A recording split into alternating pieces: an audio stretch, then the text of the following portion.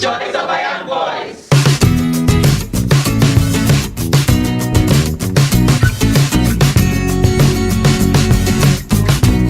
Welcome to The Choice of a Young Voice. This is a series where we discuss the different choices that you and I need to make as young people in this generation. I am your host, Carol Muchee. Today we are talking about something that happens. It's very unfortunate, but we're being realistic about it. Early pregnancies, teenage pregnancies. Teenage pregnancies are happening so much here in Kenya, and we don't know what to do about it as young people. Is it that our parents are not training us well? And how do we treat those people, the ladies who get pregnant? What do we do about it? That's the question we are asking, and that's what we need to learn today. To help us understand this is Mrs. Rose Wangila. She is a nurse and she has handled so many cases and will be able to enlighten us on the things she knows and how we can avoid such pregnancies for those of us, who are not yet married, and at the same time will help us know how to treat people who are in this situation. We have a lovely audience of young men, young women who are not pregnant. And thank you for coming. Looking forward to learn. So maybe you could help us with a few statistics here. I don't know how to phrase this question. What are the statistics when it comes to teenage pregnancies in Kenya today? Thank you. That is a very good question. Maybe let me begin by introducing myself once more. My name is Rose Wangila. I am a nurse. I've been in this field for quite some time. And I've interacted so much with the youths. And I think I'm in the right forum. And I'm happy to see you people today. And I also feel younger today. Actually, teenage pregnancy is so much on the rise. As we speak now, we stand at 18%. Meaning that in 1,000 women who are pregnant today, 96 of them are teenagers. So you can see. And when we talk of teenage, is this age from around 13 to 19. But right now, because of, I don't know whether it is the environment or whatever is happening, you find even a child at 9 years can become pregnant. And do you know that a boy child, even at 7 years, can impregnate a woman? Wow. Yeah. So that is where we are. We are at 18%. It's so much risen, and it's been stagnated at 18% for about 5 years now. Yeah. Well, then, what are the causes? Why is it on the rise? Why is this on the rise? Why are there many teenagers who are getting pregnant? I want to begin from home. We parents, I would say, have actually failed. And maybe it is because of the situation right now. You realize that a mother and a father, all of us are leaving the house to go and look for what to bring on the table in the evening. So in this case, actually, we have left our children, the parents have left their children in the hands of the maids. Maids could also be teenagers, young people who cannot lead the other young person. So parents have failed in one way or another. We don't have time with our children. Sex education also is not there. We are not beginning early enough to be taught about, or the teenagers being taught about this sexual whatever education. And the best person to do this is a parent. This should begin as early as 6 years. In fact, earlier than that. As you teach your child on, those sexual organs, you should be able to tell them that, this is what it does, this is what happens. But you see, also culture has contributed so much. We Africans have grown up knowing that there are issues that a parent would rather not to talk to their children. So culture has also contributed so much.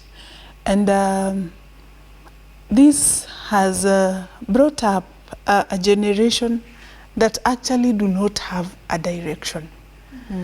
And it's because they don't have this guidance, you know, they are just doing their own things. And teenage stage is a stage of actually, let me say, confusion. You don't know whether you're an adult, you don't know whether you're still a child. You feel like you're an adult, but you're still in the hands of your parents. So usually there's a lot of conflict when it reaches around that stage. So it is because of this conflict that they try out so many things. And around this time, sexual organs have also developed. That is when you feel like, I am a woman, because you've seen some, you know, funny or good things growing up on your chest. A man, you're breaking a voice and you feel like, no, I'm now a man enough to, you know, to be let alone. So when it comes to this time, teenagers are trying out so much. They are, let me say, they want to experiment. They want to feel like they have done what they have grown. Then when this time comes, we realize that now there's so much of these teenage pregnancies. Yeah, thank you. I hope I'm not addressing anyone here. Do we have teenagers here, by the way, in this audience? This audience usually is like 20 and above. 30? No. 40. Oh, we have 40-year-olds here. I don't know. Does anyone have something to say about maybe some of the causes of teenage pregnancies or early pregnancies? Okay, we have a lot of hands. We'll start with the lady behind here, in the middle. Someone pass her microphone. Yes. Okay, I'd say one of these causes, you know, like teenagers, sometimes you get misled. And the adolescence period, you try to do things like sexually related stuff that you don't know, and then, no, actually, you know, but you're misled. Yeah. And then, now not teenagers, even we young ladies and gentlemen who know what we are doing, sometimes you just get overwhelmed, to do these things. Yeah, I'd say basically that. Thank you so much. Yes. Did you have a comment? Oh, okay. Thank you. I'm sorry for the situation that is always going on. It is affecting most of us, and one of the things that I've realized is that it is exploration, but it is ignorant exploration, mostly because small statistics that I've done, I've realized that the ladies affected mostly are maybe approaching 18, 17, towards 20. And it is their first experience. Yeah, most of them, it is their first experience. And to fellow men, sometimes they know that they are experiencing the field. So I would just urge the concerned parties, basically parents and the peers who knows everything about sex, to make sure that people are enlightened. If you want to explore, what are you expecting? Yeah, and which kind of friends do you have? Thank you so much for your comment. Yes? Thank you. The biggest concern which I have and contribution towards this is we have a generation which is full of curiosity. And there's a lot of social influence in this, starting from the television, Facebook, Twitter, Instagram, everything. And all the adverts that we see nowadays in the television or even the media, it all talks about just sex, nothing more. Be it a certain kind of oil being advertised, it's all about nudity and everything. It promotes everything that we see, and it all relates to sex, nothing more. And so out of personal experience, I've also even seen parents, especially the single mothers, not fathers, encouraging even their young ones that as long as you can get a way of bringing us some source of income, go ahead and do it. That promotes the same. You also find in some scenarios also the kind of environment the child grows up in. Let me start even with our system of education currently. You are not supposed to direct a child on anything to do. In short, they have been given the privilege and the freedom to do everything they want. That also limits us. Even as the outside world, we cannot control them. The moment you try to talk to them about some of these things, it's like you are encouraging them. A child nowadays sees you as a potential boyfriend or girlfriend. Are you seeing that? So the kind of generation we're having today, it's a one which is very, very vulnerable. Thank you. Thank you so much for maybe one last comment before we continue. I'd like to talk about peer pressure. You find that sometimes these teenagers, they spend more time with the peers. So the stories that the peers, especially if it's not a group of church, maybe it's a club of dancing and other things, so they talk much of things which are debasing the morals, and so they end up falling in the same trap. Another thing is this education that has been introduced in most secondary schools about family planning. So like, how can a teenage start to family plan? What are you planning? You haven't begun settling down and start up a family, but already you've been introduced to family planning. So these are like, they're trying to teach you that, okay, you can get pregnant, but you can control this pregnancy. It won't happen. And so they just fall into it, but know that, there's something that can make it not to Thank come you. out. Thank you all for your comments. And now with all this in mind, why, maybe I'd also want to ask, why do we really address the young girls in this situation and not the boys? Because I believe it's a two-way. You know, if the girl has, but most times, you know, you're thinking about the girls. Society wants the girls. The girls are the ones who are immoral.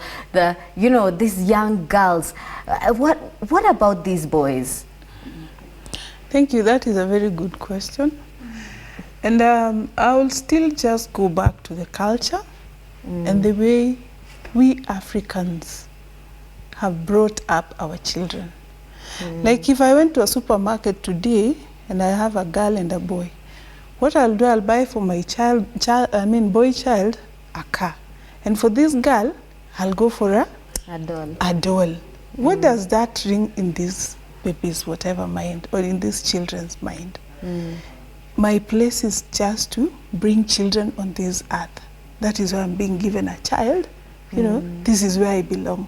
But this girl, this boy child, will now feel like, yeah, this is where I should head to.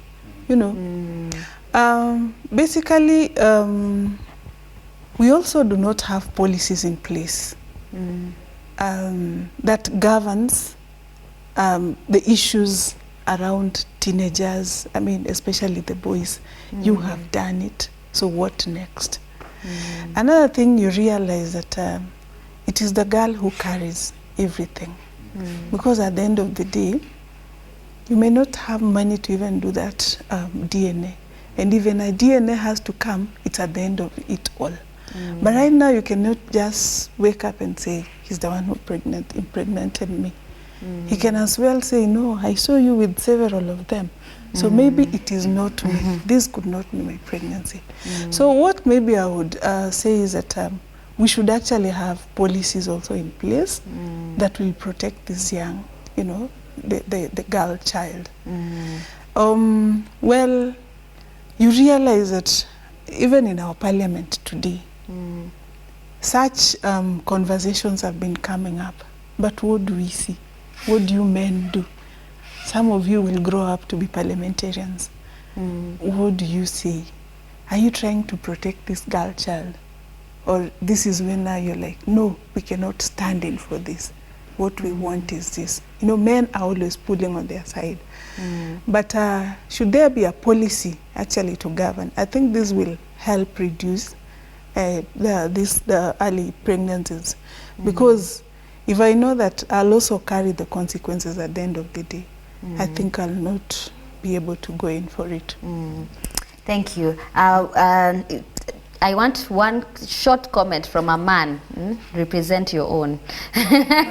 Maybe Wycliffe, to probably explain why some of you like to run away from such responsibilities. Thank you, Carol. I've not run away from anything so far because I've not done anything. I think it's just in Kiswahili they say that majuto ni mjukuu huja baadaye, that the regrets will come later after realizing what you've done, because the Bible tells us that sin is pleasurable, that we find ourselves before we realize the consequences, we are not aware of what happens. So most of the time is that in the wake of realizing now that I'm a man, I have a baby with this girl, I'm not even ready, I don't have a house, I don't have income, I don't have a job, I'm still a very young man. Then I realized that I have really did a big mistake, and if I run away, then I'm not able to be brought to book to identify. But my cry would be, if any man impregnates a lady, he should be given that lady to be their wife. Then we'll have a reason to Even a teenage boy? Yes. Okay. We are going to go for a short break. When we come back, we are going to address now how can we reduce teenage pregnancies. What are the different ways we can do as individuals, as a family, as the church, as the community? And yes, that's what we're going to address when we come back.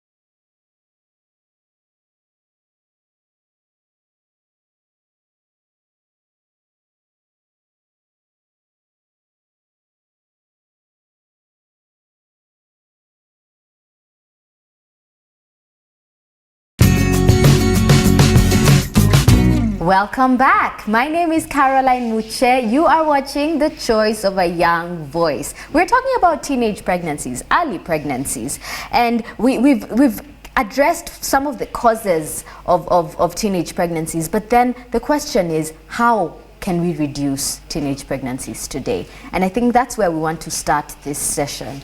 What can we do as an individual to stop this from happening? At the end of the day, I want us to bring in the stakeholders in the society, but where we want to begin from is right away from home. Let parents take responsibility of their children. Let us as parents have time to talk to our children as early as possible, so that when this child grows up or when they reach at the teenage stage, much as they'll be doing whatever they'll be doing out there, but they know that at the end of the day, these are the consequences, and I was told. Yeah. So it is good, let parents take up their responsibility about their children. And we've also addressed the issue of peer pressure. And I think this is a ball that I should throw back to the teenagers. If actually you know that the route that you're taking, because this is a stage that has a lot of conflict. When they arrive at this stage, sometimes it's even very difficult for a parent. I've grown up with my child. I know this has been a very calm, girl all through, but time has come when she is discovering herself, he is discovering himself, and they want to behave like we have grown up. And I'm like, no, if you go this way, these are the consequences. But they feel like, no, we have grown up. Yeah. So at this point, because of the conflict between the parent and the child, what I usually say is that both of them now become mad. Nobody knows the other.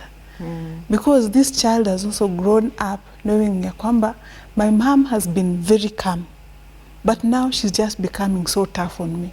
You see, nobody is understanding the other. So this is a point where a parent should also understand their children so much.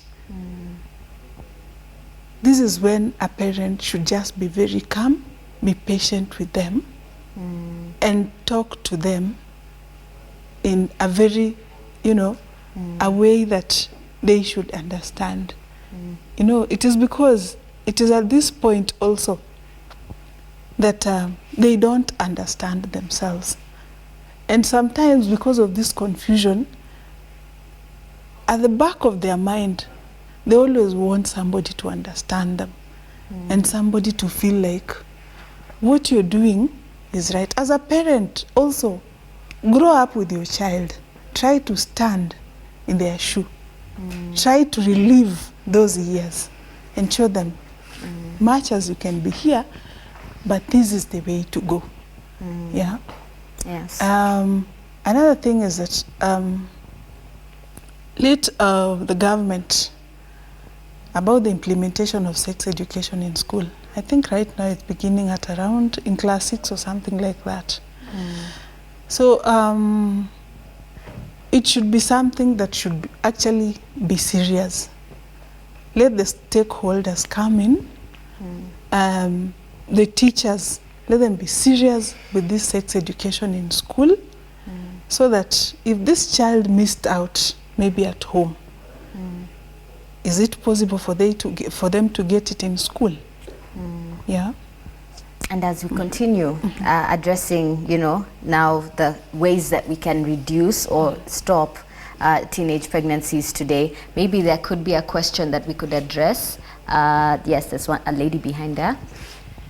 Okay, thank you. This is a crisis that is all over in Kenya. Teenagers getting pregnant, you go to school, you're chased away. What if in a situation like your parent is now responsible for it? What do? We have seen videos, we've read magazines, you see father impregnating the daughter, and now the daughter is now against the mom like a co-wife. In this situation, what do you do? Seriously, you are dad? How even you begin this? Well, that is something that I have met in my field of work so many times. And what I want to say is that, I don't know, I want to go back to the parents with their children.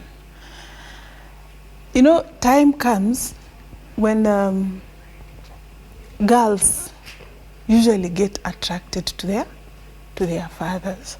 And the boys usually get attracted to who? Their mothers. And there's some show that I was watching somewhere, and I think I was impressed. And somebody commented and said that we parents have made our children, sort of the boys, masturbate over their mothers, and the girls are also falling for their fathers. So how do we arrive there? You know, how do we get there? You see, this is a man also who has feelings. Your father has feelings. And when I go back also to the culture, we have parents who are very free with their children, even when they're already grown.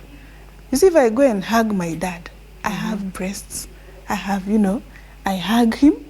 You know, he has feelings. Actually, you may just hug him as a child. But when that body comes into contact, there are some things that usually go on. Don't you think, even you people amongst yourselves, when you hug, at the back of your mind, you know, you may not have it, but at the back of your mind, there's something that actually goes on in you, and you feel like, what? Men, tell this us. is a man, and this is a woman, isn't it? So it also happens between the father and the daughter. And now, when it goes to extremes, is when we see such things.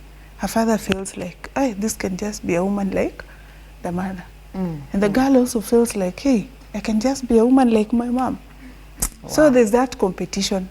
There's that time, there's that stage when usually there's competition between, I mean, a mother and a daughter over the father. And you know also there's that period when there's competition, I mean, over the mother, the father and the son, that, you know, They want the yes, they want to be treated, you know, and it is all about the mother. So the thing is about the feelings. So time should come when you as a girl child should know kwamba I have to respect my dad. Yeah?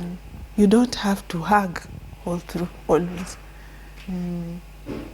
A boy child, let them also realize that there's a stage that should come and I should do what? I respect my mom. Yeah? But you see, we are going Western. Everything is going Western. We want to feel Westernized. Yeah? But we're forgetting that we also have our own morals. We have our culture to actually keep. Yeah? Yes, a question. Okay, I have a question. We know that communication is very key in our daily life. And there's this situation whereby you can find a girl, let's say over age 17, engaging in early sex. But she knows very well at the back of her mind that afterwards she'll be pregnant. But she's so fearful to share that, okay, to go just and tell even someone, the mom or the dad. But you know, for the guy or for the man, for him, you know, he'll be less worried. Actually, for the guy, it will be like he enjoyed, eh? But for the lady, she'll be worried because of getting pregnant. But she fears to communicate about that situation. Yeah, how can we help such ladies? And then my second question, let's take an example of a young lady who stays with the dad alone. There's no mother, but with the dad alone. And the dad, you know, most of our dads fear to communicate these, you know, the changes that are in their daughters. It's so easy for the dad to communicate to the son, but to the daughter is very difficult. And he just leaves this daughter like that. And To learn the by daughter, herself. yeah, to learn by herself. Okay, the dad assumes that as the daughter grows by, she'll get to learn by herself. And this daughter messes. So how also can we help such kind of ladies who stay with their fathers alone? Okay.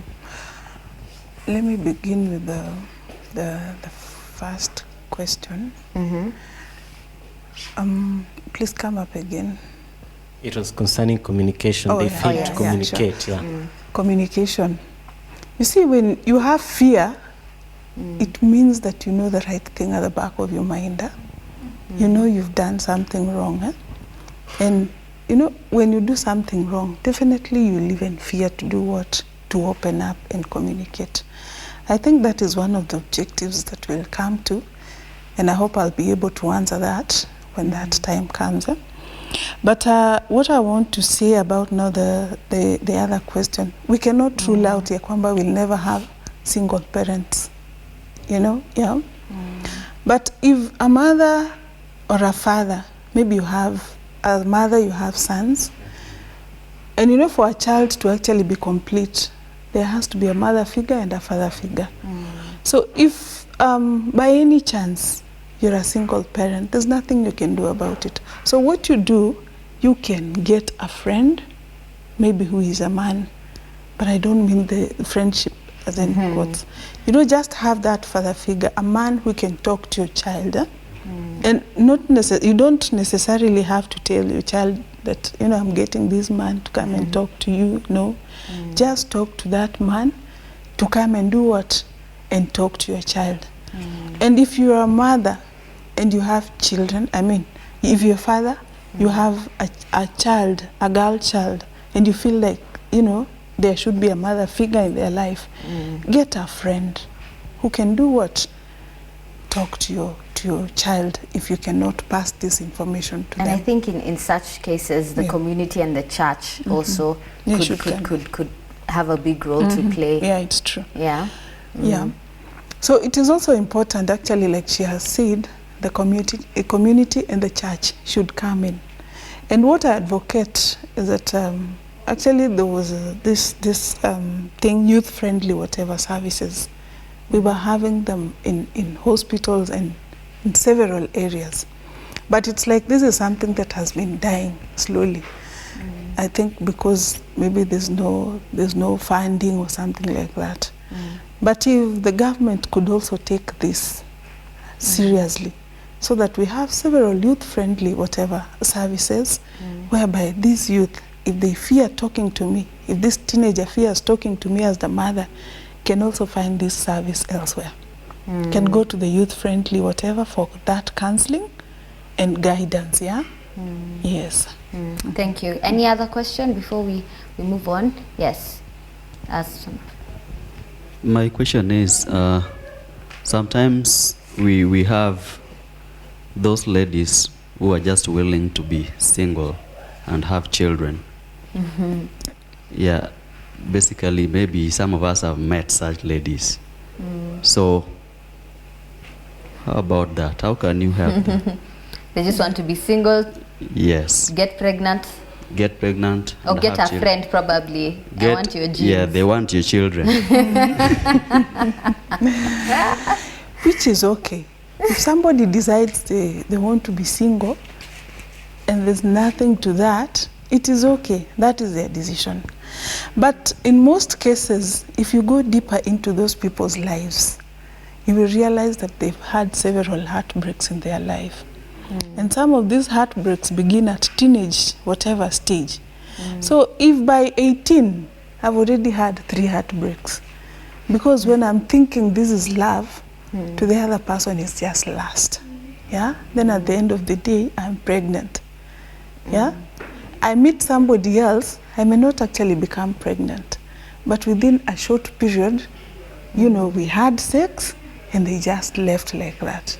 So you've had those heartbreaks, and time comes when you're like, so I cannot trust anybody. Then they just decide to stay single. But maybe they would want to have children. Very interesting. Thank you. Now, how then, still on how we can help reduce, because I want us to get into now how we treat these young ladies now. You know, that she's gotten pregnant. She's scared of going to church because she knows people will look at her badly. People won't talk to her. Is there something that we do that discourage these young ladies? Well, I want to say that if there's any of you, if you know any who has already gone through that, you know, there's nothing they can do. They cannot change that destiny. But we only need to accept them just the way they are. Because there's nothing different that has happened. It's just that they got pregnant and they gave birth to a child. And this could be a child who will be a president in future. So let us just accept them and help reduce the stigma. This is when also the church should actually come in. We have elders in church, and people should actually be told that these things, I mean, we are living in a world or in a society where this is not new to us. It can happen to my child. It can happen to anybody's child. So when it happens, what do we do? Do we condemn them? Yeah? And if they are still in school, let them give birth. Because I'm happy that the government rolled down the policy that they give birth, they breastfeed, and after around 6 months or 1 year, they go back to school. So when they go back to school, let the teachers also be ready to accept them. And when teachers accept them, even fellow students, it will be easy for them to be accepted and be absorbed back into the society as people who can just be like any other person. Yeah. Thank you. Thank you so much. We're going to go for a short break. We will be back. But so far we've talked about the different causes, the reasons why people are getting into, early pregnancies. There are many reasons, and it always starts at home. And even as, this is a show for the young people, this is the time we need to know these things. So when we get our children, we know what not to do. You know, we know that as young people, we need to spend time with our children when we get our children, so that we can reduce this generation. We can be able to reduce teenage pregnancies in the future generations to come. We can stop this from happening. So we're going to go for a short break. When we come back, we're going to still dwell on ways on how we can reduce this from happening, and how we as a church, as a community, can embrace people who are in this situation. Stay with us.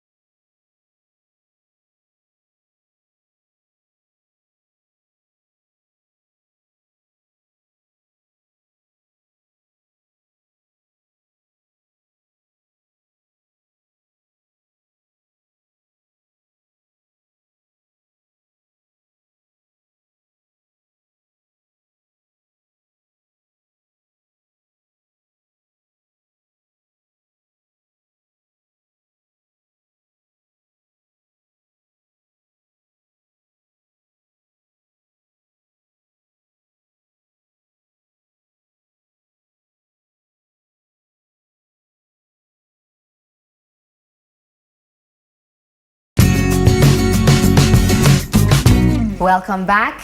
You are watching The Choice of a Young Voice, and today we are talking about something very, very serious: teenage pregnancies. And we've addressed so much about this. Now, how can we reduce the stigmatization, you know, that's there? And also, while we were on a break, there are a few concerns that were raised here that you had, and I believe you may be able to address at this point. Mm-hmm.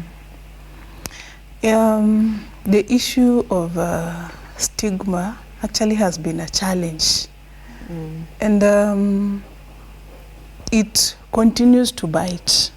And sometimes stigma may be from within, not actually from without. Because where I work,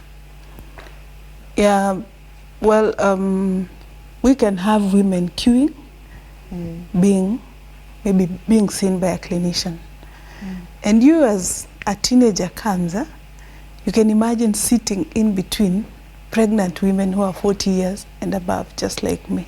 So to them, that in itself is stigma.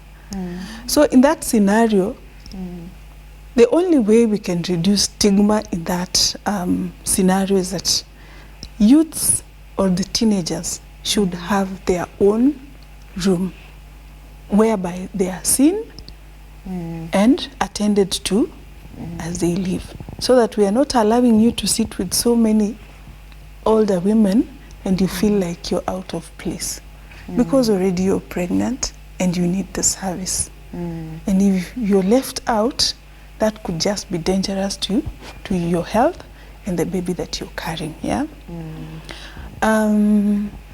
And also, you know, addition to that, the question that was asked during the break also, how can you address, accept these young ladies, but in a way not to discourage what they do, you know? So that someone's like, oh, it's easy, I can be accepted, I'm not hated, I'm loved, I can do this anytime I want, you know? Yes. You know, let me also bring it spiritually. Yes. You know, before God, we are all the same. And there's no bigger sin and a smaller sin. Sometimes people learn from their mistakes. And when I learn from my mistake, let not other person take it like they did it. And you know, you may not know what much as they did it, and they are back to the society, they've been accepted. There are some consequences that they live with within themselves. There are things that they wish they never did. So I think as a teenager, let us go out with that message. Let me not do something just because somebody else did that. Yeah, what they are going through may not be the same as what you'll go through. And by the way, it is quite dangerous for you to conceive, or for them to conceive at teenage when they are still growing up. Yeah. Do you know, in fact, the end of the pregnancy may not be guaranteed. They may die out of giving birth. They may lose this child. It is because, and most of them, by the way, they even go through cesarean section. They don't give birth normally. It is because their bones are not strong enough. They have not grown enough to actually accommodate this child. So you never know. This could just be a child that she's carrying now, and she may never carry another child in future. You have a few seconds. I'd like you to give us just a word of encouragement. Yeah. So just like I said, before God we are the same, and all is not lost. When a teenager well, it is actually a girl child, because everything is usually put upon them. They are the ones who are discriminated. All is not lost. You can pick up from where you are and move on with life. Of course you'll be pregnant, but you can never be pregnant forever.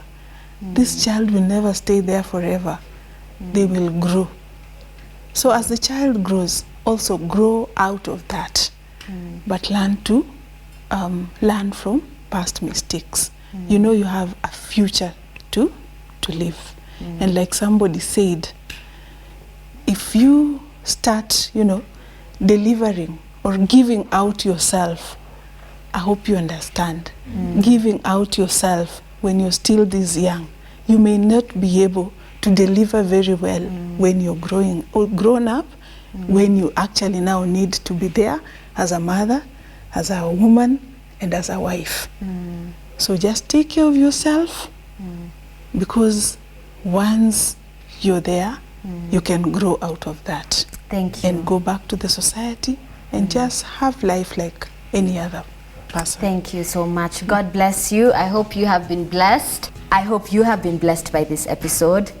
Remember that all is not lost. God loves you, and see you next week.